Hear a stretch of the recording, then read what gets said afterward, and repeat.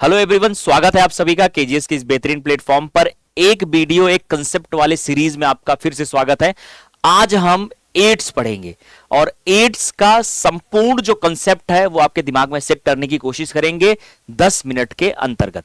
तो चलिए स्टार्ट करते हैं। तो सबसे पहले अगर हम बात करें एड्स क्या होता है, तो एड्स का नाम होता है acquired immuno deficiency syndrome. Acquired immuno deficiency syndrome, syndrome का मतलब होता है ग्रुप ऑफ सिम्टम्स। हालांकि बेटा ये एक ऐसी अवस्था है जहां पर इम्यून सिस्टम खत्म हो जाता है पूरी तरीके से। जब पूरी तरीके से इम्यून सिस्टम खत्म हो जाए तो आपको ना बहुत सारे रोग हो जाएंगे, बहुत सारे रोगों के सिम्टम्स दिखेंगे, इसलिए सिंड्रोम कहा जाता है। तो सिंड्रोम क्या होता है? Group of symptoms. ये होता एचआईवी वायरस के कारण होता है। ह्यूमन इम्यूनो वायरस बोलते हैं इसे, या ह्यूमन इम्यूनो डिफिशियंसी वायरस बोलते हैं।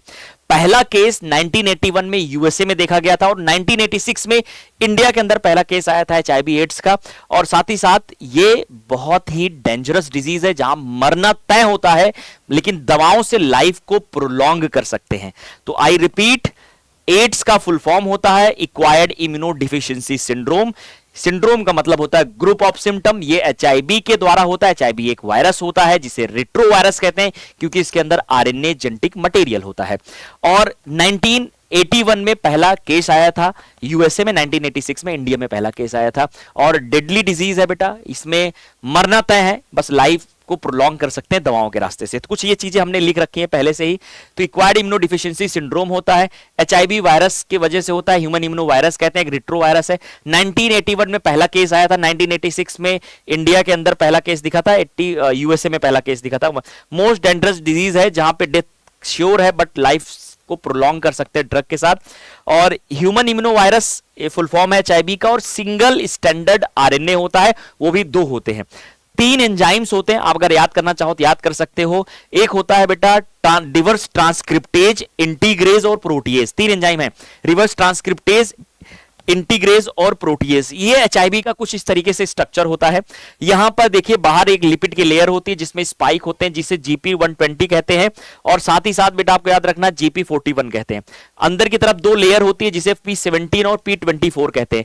इसके अंदर 2 सिंगल स्टैंडर्ड आरएनए होता है और 3 एंजाइम होते हैं, इंटीग्रेज, रिवर्स ट्रांसक्रिप्टेज और प्रोटीएजेस।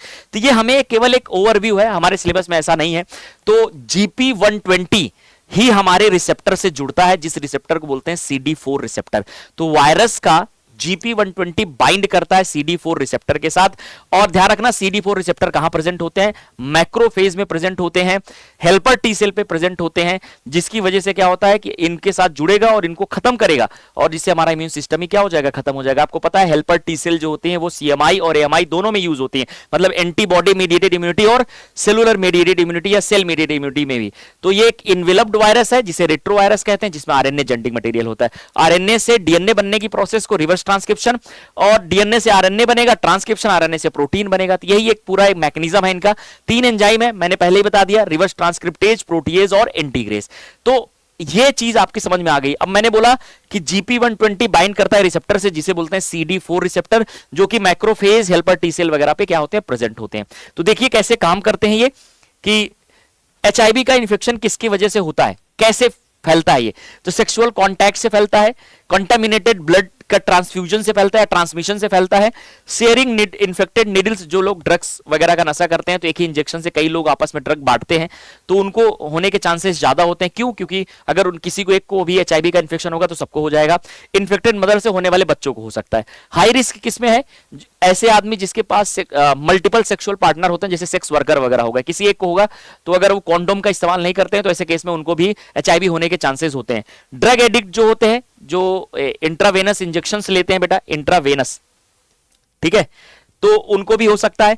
जिसके रिपीटेड तरीके से बहुत ज्यादा ब्लड ट्रांसफ्यूजन करना पड़ता है तो उनको होने के चांसेस ज्यादा होते हैं, और इन्फेक्टेड मदर से होने वाले बच्चों में भी चांसेस ज्यादा होते हैं। तो किससे स्प्रेड नहीं होता है? तो मॉस्किटो के काटने से, कपड़े आदल बदल कर पहनने से, साथ रहने से एचआईवी नहीं फैलता है। ये जो मिथ है ये आपको जानना बहुत जरूरी है।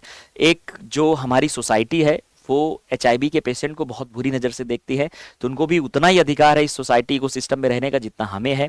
तो हम उनको सम्मान दें, ये हमारे एक तरीके से जिज्ञासा होनी चाहिए। तो हेल्पर टी सेल से ह्यूमरल इम्यूनिटी और सेल मेडिएटेड इम्यूनिटी दोनों होती हैं। देखिए कैसे काम करता है। जब हमारा वायरस आएगा, इसका GP120 CD4 रिसेप्टर से जुड़ेगा। जुड़ने के बाद ये अपना आरएनए इंट्रोड्यूस कर देगा हमारे माइक्रोफेज के अंदर। माइक्रोफेज के अंदर आरएनए है, तो अब रिवर्स ट्रांसक्रिप्शन की प्रोसेस से डीएनए बन जाएगा। आरएनए से डीएनए रिवर्स ट्रांसक्रिप्टेज एंजाइम के प्रेजेंस में अब ये डीएनए इंटीग्रेज की मदद से हमारे डीएनए के साथ जुड़ जाएगा, मतलब हमारे माइक्रोफेज सेल के डीएनए के साथ जुड़ जाएगा। अब डीएनए के साथ जुड़ गया तो अपने आप को रिप्रेजेंट करेगा, आरएनए बनाएगा। ये आरएनए नए नए वायरस बनाएगा। अब ये वायरस निकल करके नई सेल को जाके अफेक्ट करेंगे। इसीलिए हम माइक्रोफेज को कहते हैं एचआईवी फैक्ट्री। देखो मैक्रोफेज को हम क्या कहते हैं, एचआईवी फैक्ट्री कहते हैं।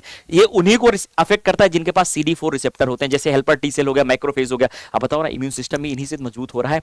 तो अगर जब ये कंडीशंस में इन सबको अफेक्ट करेंगे, धीरे धीरे धीरे धीरे ये सेल को मारते जा रहे हैं 5-7 सालों में, डिपेंड करेगा बॉडी की इम्यूनिटी पर, है ना। किसी की इम्यूनिटी बहुत अच्छी है तो 8-10 साल लग जाएंगे, किसी की इम्यूनिटी खराब है तो 4-5 साल में हो जाएगा।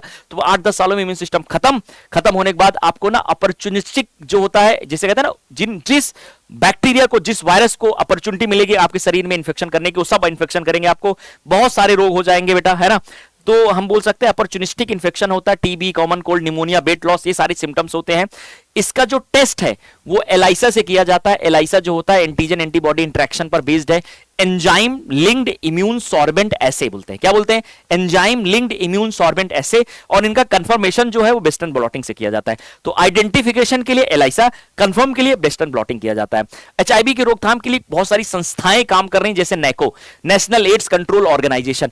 तो ये एक ऐसी संस्था है जो एचआईवी के अंगे जो मिथ्स है उनको दूर कर रही है, एचआईवी कैसे फैलता है लोगों को जागरूक कर रही है, और साथ ही साथ ऐसा एचआईवी बहुत तेजी से फैले ना, उसकी रोकथाम के लिए भी बहुत सारे कारगर उपाय किए जा रहे हैं भारत सरकार के द्वारा। बहुत सारे एनजीओ इस पर काम कर रहे हैं। और 1 दिसंबर को हम वर्ल्ड एड्स डे मनाते हैं। कुछ दवाएं हैं, हालांकि दवाएं का ज्यादा इफेक्ट नहीं है, लेकिन दवाओं से हम लाइफ को प्रोलॉन्ग करते हैं। तो जैसे मैंने बोला, रिवर्स ट्रांसक्रिप्टेज इनहिबिटर, ये एक दवा है, इसको हम बोलते हैं AZT, एजिटोथाइमिडीन। ये दवा का इस्तेमाल किया जाता है जो रिवर्स ट्रांसक्रिप्शन के प्रोसेस को रोकती है। और प्रोटीएज इनहिबिटर जो होता है, जिसे रिटोनावीर कहते हैं, ये भी ऐसी ड्रग है जो प्रोटीएजेज इनहिबिटर, 3 तरीके के एंजाइम थे, रिवर्स ट्रांसक्रिप्शन, प्रोटीएज और एंटीग्रेस। तो ऐसे केस में ये प्रोटीन इनहिबिटर को क्या करते, प्रोटीएज इनहिबिटर को नाम दिए गए जो प्रोटीएज एंजाइम की एक्टिविटी को खत्म करती है। तो ये रहा हमारा एड्स, जिसके जो कंप्लीट जानकारी थी एनसीईआरटी के अंदर, वो मैंने आपको विदिन 10 मिनट के अंदर आपको कंप्लीट विवरण दे दिया। जो आपको याद करने वाली चीज है कि CD4 रिसेप्टर कहां प्रेजेंट होते हैं, हेल्पर टी सेल, माइक्रोफेज, इन सब सेलों पर होते हैं। और सेल मीडिएटेड इम्यूनिटी और ह्यूमरल मीडिएटेड इम्यूनिटी में दोनों में कौन इन्फ्लुएंस करता है, आपका याद रखना, हेल्पर टी सेल। अगर बोले कि जो हमारा मैक्रोफेज है वो क्या है, एचआईवी फैक्ट्री होता है।